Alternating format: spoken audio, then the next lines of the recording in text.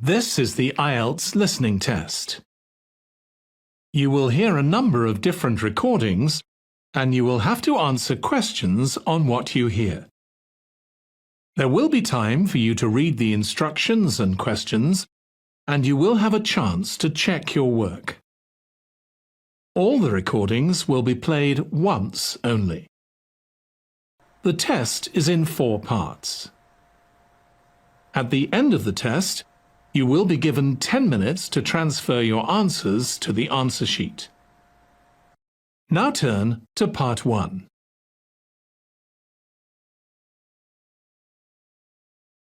Part 1.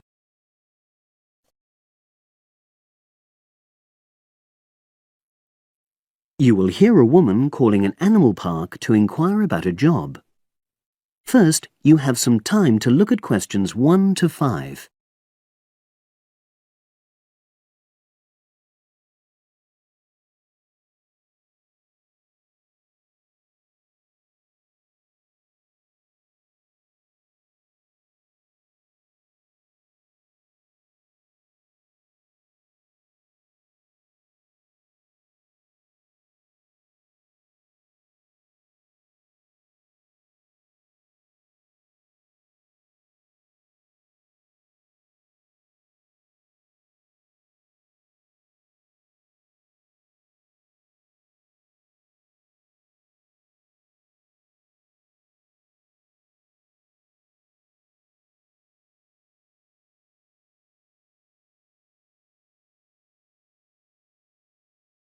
Now we shall begin. You should answer the questions as you listen, because you will not hear the recording a second time. Listen carefully and answer questions 1 to 5. Pinder's Animal Park, hello. Oh, hello. I'm ringing to ask whether you have any jobs available. What sort of work are you looking for? Is that permanent or part-time or... Actually, I'm just looking for temporary work. I'm a student. Oh, right. I'll just get a form and ask you a few questions. Then I'll pass your application on to our recruitment section. Is that okay? Fine, thank you. So, starting with your name. It's Jane Lammerton. Is that Lammerton?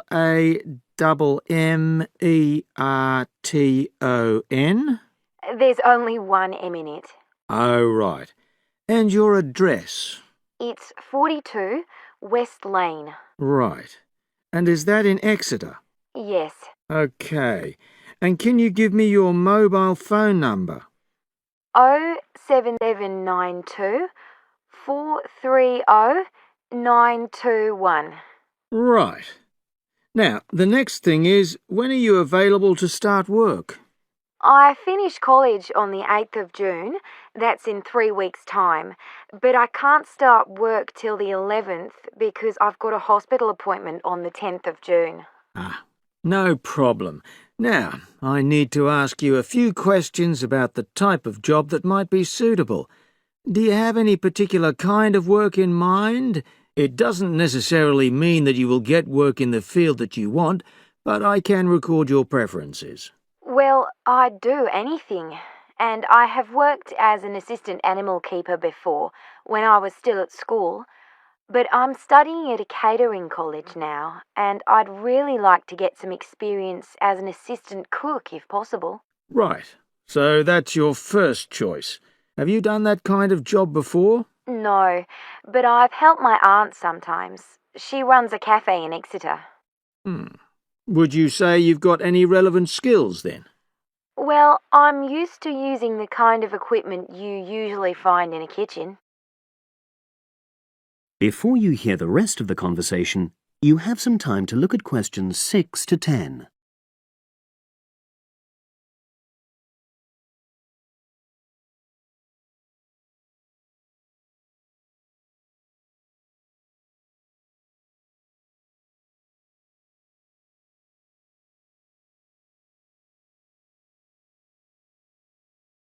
Now listen and answer questions 6 to 10. OK. And I know you're still studying, but do you already have any qualifications related to that kind of work? A hygiene qualification, for example? I haven't, no, but I've got a certificate in food handling. I did it before I decided to become a full-time student. Fine. OK. That means you wouldn't need any specific training if you did get the kind of work you wanted. But you'd have to do a short course on first aid. All our new employees do that. It just takes half a day, and most people find it generally useful. Oh, yes, I'm sure it is. Well, that's about it, really. Just one last thing. Can you give me the name of someone who would give you a reference, like a previous employer or... Oh, yes. You can put Dr. Ruth Price. OK. Is that one of your college lecturers? She's my college tutor. She's known me for over 2 years, and I'm sure she wouldn't mind. In fact, she's given me a reference before. Fine. We'd probably contact her by phone. Do you happen to know her number? I've got it on my phone, yes. It's 0208 685 114. That's a landline. Good. Well, as I say, I can't promise anything, but I'll pass your application on, and you should hear in a few days. Is there anything else? Just one thing. I suffer from a particular type of colour blindness, and sometimes employers have to make special arrangements for that. OK, I'll make a note of that. It won't be a problem, but it's good that you've made us aware of it. You can provide us with more details if you're offered a job. OK. Thanks very much. Bye. Bye.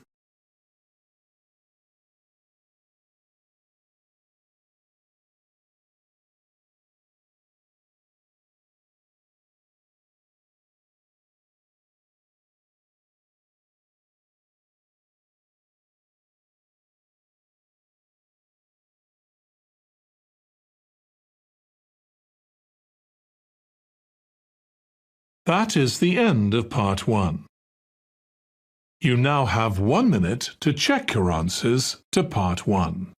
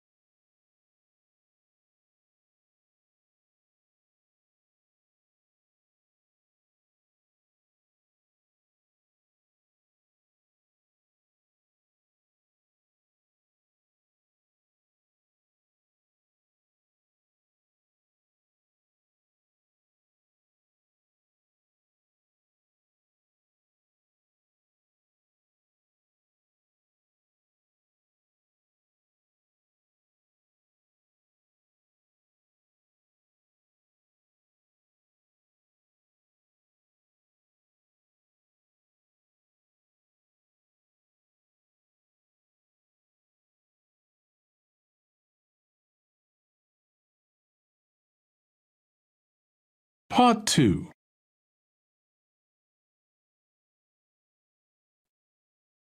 You hear a club leader giving information to a group of young people who are planning to do a 2-week holiday course at the Tamerton Centre. First, you have some time to look at questions 11 to 15.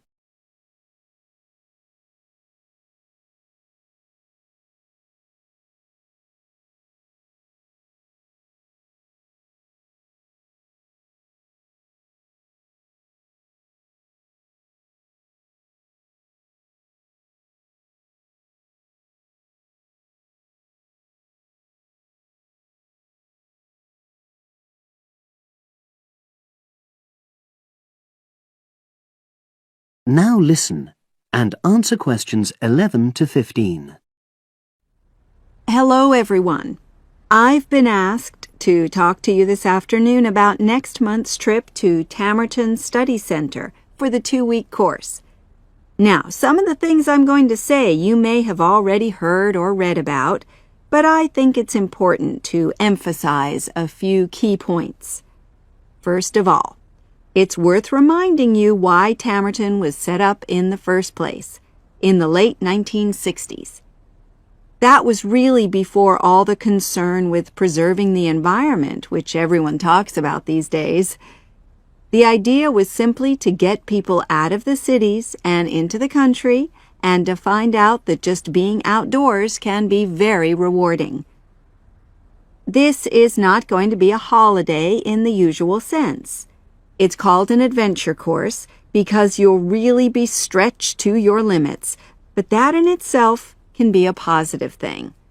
The group I took last year, for example, said that although they actually felt pretty weak and exhausted all the time, it really made them learn a lot about themselves and increased their confidence.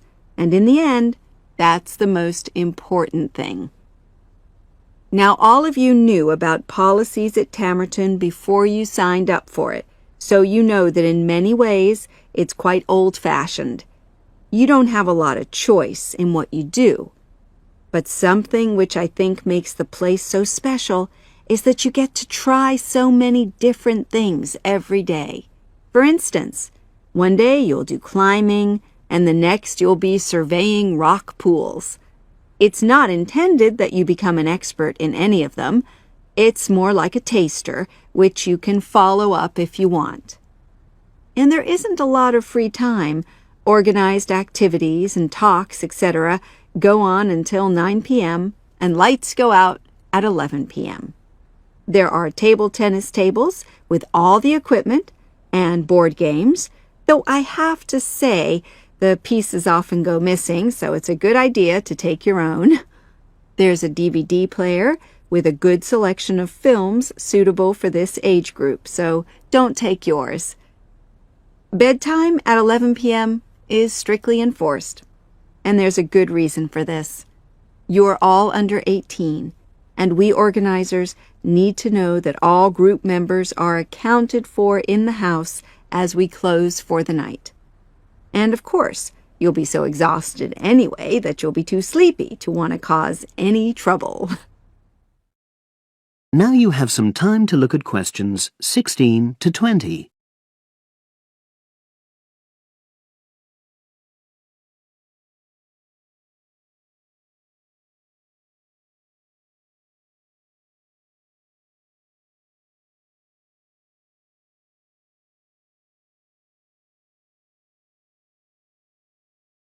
Now listen and answer questions 16 to 20. Now, what should you pack? The information sheet tells you a lot about what clothing to bring. But what about other things? Well, Tamerton House has its own small shop, but anything there is several miles away, so you won't have many opportunities for buying supplies. So in this last part of my talk, I'm going to explain what objects you should take with you to the center, what you can take if you want, and also, very importantly, what you cannot take. Several of you came up to me before this talk and asked whether you can take things like kettles or hair dryers. The answer is there are plenty of these electrical appliances available in the center, and they are of the proper voltage and are checked regularly. Yours may not be, so the rules at Tamerton say you can't bring them into the center because it's considered a fire risk. Remember, it's a very old house. Now, another question was about cell phones. Although you definitely can't have them on during inside talks, you equally definitely need them when you're out on exercises. So they're a must, I'm afraid. Anybody who wishes to talk to me about borrowing a phone for the fortnight, please see me after this talk. Now, the weather's heating up at the moment, and you'll be outdoors a great deal. If you wear proper clothing, especially a hat, sun cream is optional. Also, they sell high-factor cream in the shop, so you don't have to take any of your own unless there's a special kind you use. Now, there's a special note about things like deodorants, which come in aerosol cans. I need to tell you that these are banned in the center because apparently they have the habit of setting off the fire alarms. If you want to take an aerosol can, you'll actually be at risk of being told to leave.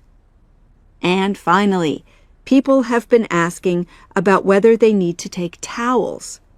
Well, the center does provide 1 towel per guest, which you're required to wash yourself. If you're happy with that, then don't bring another. If not, take one of your own.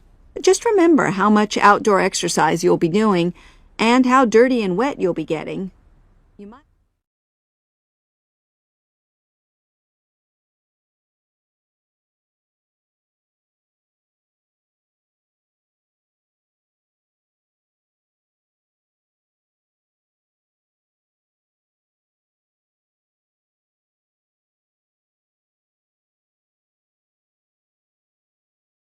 That is the end of part 2. You now have 30 seconds to check your answers to part 2.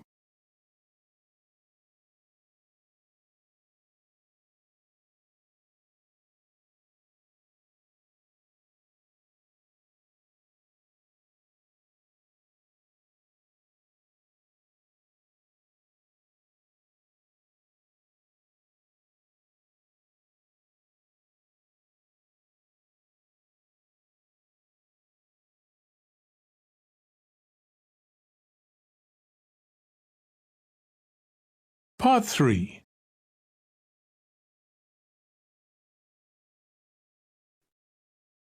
You will hear a trainee teacher called Eve talking to her university tutor about her preparations for teaching practice. Before you listen, you have some time to look at questions 21 to 25.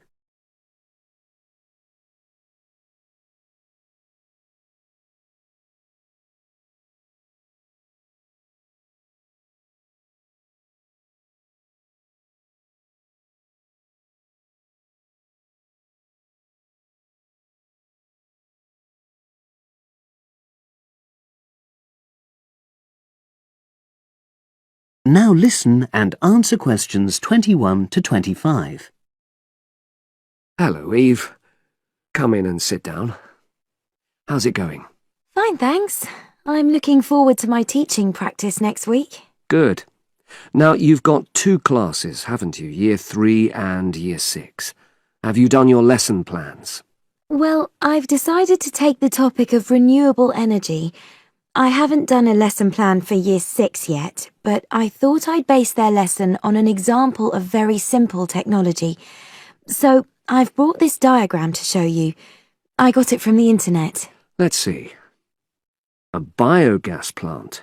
So this is equipment for producing fuel from organic waste. Yes. The smaller container on the left is where you put the waste you've collected. Right, and from there it's piped into the larger tank. That's right. And that's slurry on the base of the larger tank.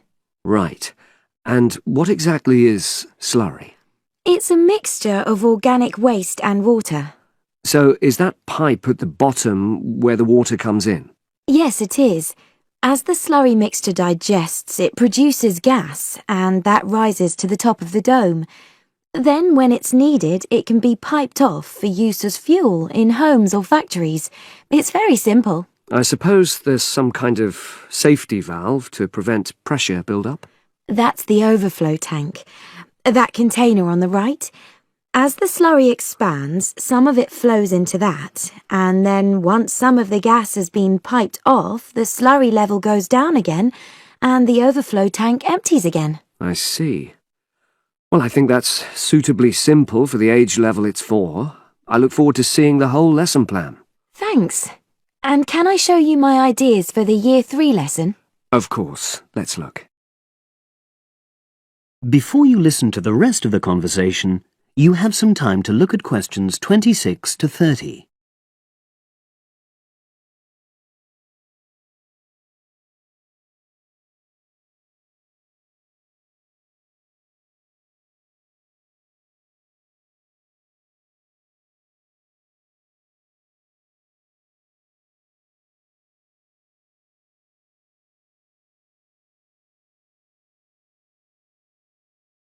Now listen and answer questions 26 to 30. I thought I'd introduce the topic by writing the word energy on the board and reinforcing the spelling and the pronunciation. Then I'll do a little mime, run on the spot or something, to convey the sense. I'd keep it brief at this stage. Yes, I will. Then I'll wipe the word off and write the question, where does energy come from? And see what the pupils come up with. Fine. I'd suggest that you just brainstorm at this stage and don't reject any of their suggestions. Yes, that's what I was going to do.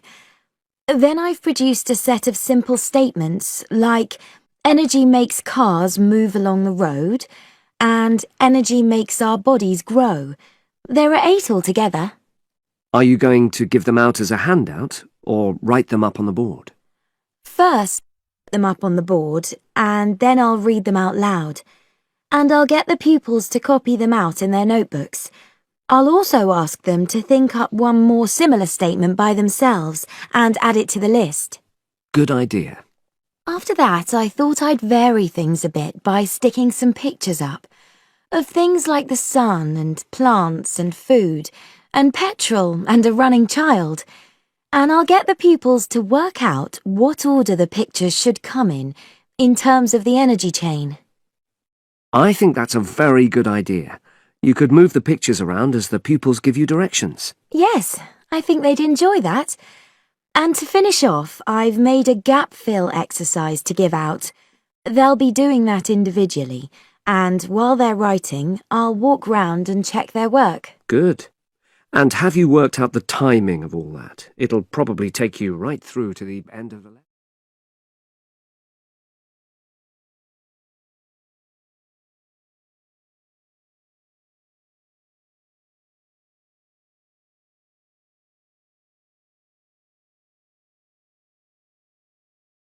That is the end of part 3.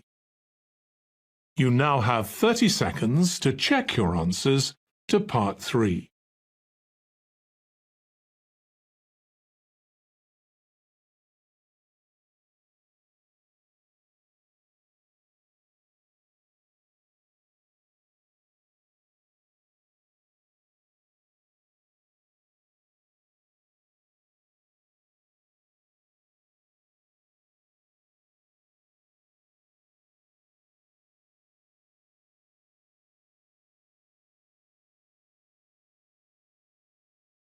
Part 4.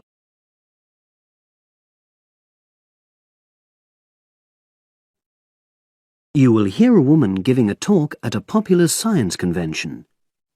She is describing research into artificial gills designed to enable humans to breathe underwater. Now you have some time to look at questions 31 to 40.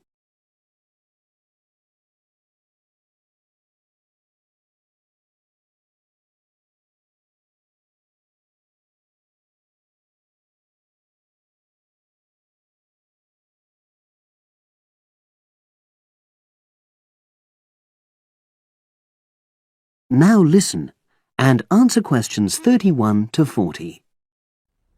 In my talk today, I'll be exploring the idea of artificial gills. I'll start by introducing the concept, giving some background and so forth, and then I'll go on to explain the technological applications, including a short, very simple experiment I conducted. Starting with the background. As everyone knows, all living creatures need oxygen to live. Mammals take in oxygen from the atmosphere by using their lungs, and fishes take oxygen from water by means of their gills, which of course in most fishes are located either side of their head. But human beings have always dreamt of being able to swim underwater like the fishes, breathing without the help of oxygen tanks. I don't know whether any of you have done any scuba diving, but it's a real pain having to use all that equipment.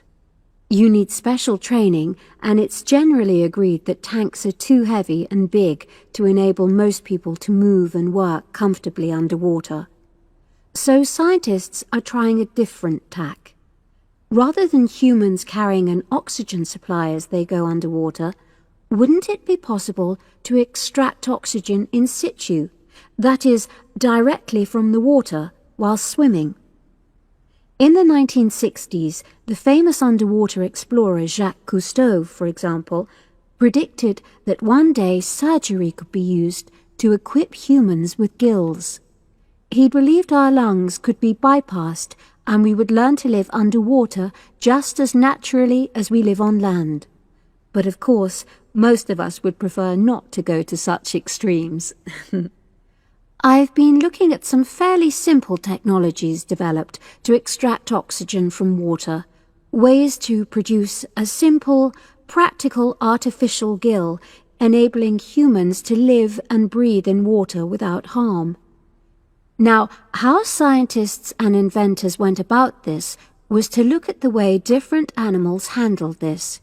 Fairly obviously, they looked at the way fishes breathe, but also how they move down and float up to the surface using inflatable sacs called swim bladders. Scientists also looked at animals without gills, which use bubbles of air underwater, notably beetles. These insects contrive to stay underwater for long periods by breathing from this bubble, which they hold under their wing cases.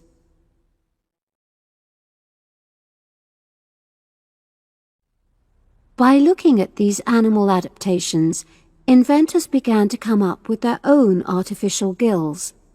Now, making a crude gill is actually rather easy, more straightforward. You take a watertight box, which is made of a material which is permeable to gas, that is, it allows it to pass through inwards and outwards. You then fill this with air, fix it to the diver's face, and go down underwater. But a crucial factor is that the diver has to keep the water moving so that water high in oxygen is always in contact with the gill, so he can't really stay still. And to maximize this contact, it's necessary for your gill to have a big surface area. Different gill designers have addressed this problem in different ways, but many choose to use a network or lattice arrangement of tiny tubes as part of their artificial gills. Then the diver is able to breathe in and out. Oxygen from the water passes through the outer walls of the gill, and carbon dioxide is expelled. In a nutshell, that's how the artificial gill works. So, having read about these simple gill mechanisms, I decided to create my own. I followed the procedure I've just described, and it worked pretty well when I tried it out in the swimming pool. I lasted underwater for nearly 40 minutes. However, I've read about other people breathing through their gill for several hours. So the basic idea works well, but the real limitation is that these simple gills don't work as the diver descends to any great depth, because the pressure builds and a whole different set of problems are caused by that.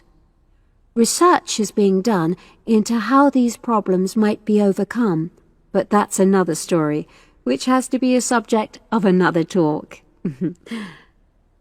Despite this serious limitation, many people have high hopes for the artificial gill, and they think it might have applications beyond simply enabling an individual to stay underwater for a length of time. For example, the same technology might be used to provide oxygen for submarines, enabling them to stay submerged for months on end without resorting to potentially dangerous technologies such as nuclear power. Another idea is to use oxygen derived from the water as energy for fuel cells. These could power machinery underwater, such as robotic devices. So, in my view, this is an area of technology with great potential. Now, if anyone has any questions, I'd be happy to answer. Yes, lady at the back.